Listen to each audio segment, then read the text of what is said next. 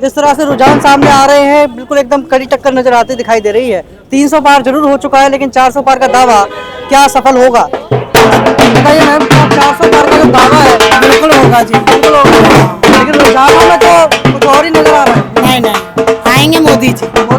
मोदी जी तो आ ही रहे हैं, हाँ। लेकिन 400 पार होंगे कि नहीं होंगे?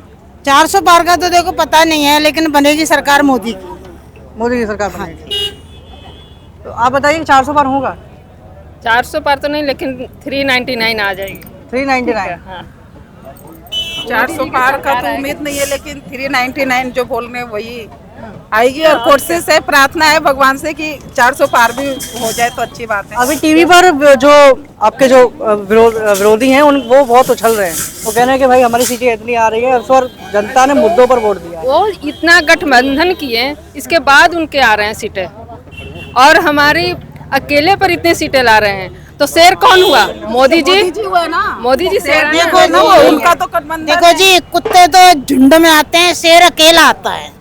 ठीक है, और शेर के आगे कोई टिकता नहीं है, तो मोदी जी हमारे शेर है। मोदी जी शेर है। शेर है, हाँ, शेर तो शेर ही रहेंगे। तो उनका क्या है, उनका तो ये इतने हजारों में यहाँ दिल्ली के अंदर उनका समाधि बना हुआ है। और ना, और किसका बना है यहाँ पे? वो तो खुद चोर है, दूसरे को क्या कहेंगे चोर? इतने सारे ये वीआईपी एरिया में उनका समाधि बना के रख दिया, भाई बन गए हैं सारे। इंसानों का समाधि बना के रख दिया। मैं वार्ड 22 से महिला मोर्चा अध्यक्षा पूजा शामानी।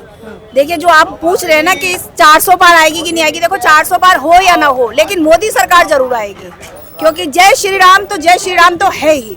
और रही बात गुटबंधन की, तो गुटबंधन से चाहे कोई कुछ भी कर ले, वो सच है, वो सबके सामने आता है।